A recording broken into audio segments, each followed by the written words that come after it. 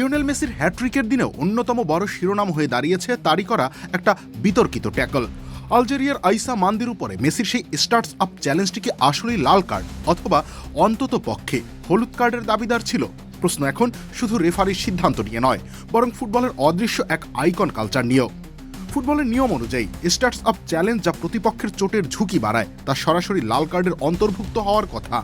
আশ্চর্যজনকভাবে রেফারি তো দূরের কথা, VAR রুম থেকেও কোনো সাড়া পাওয়া যায়নি।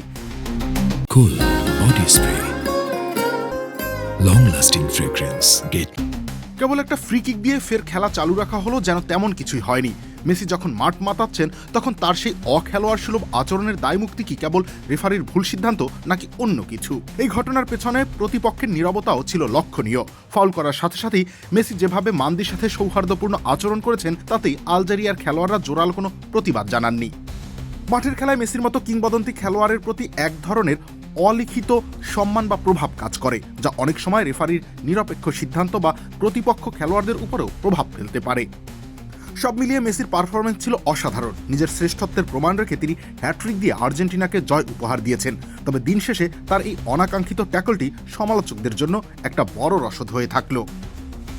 রবিউল ইসলাম রনি, খেলা ৭১।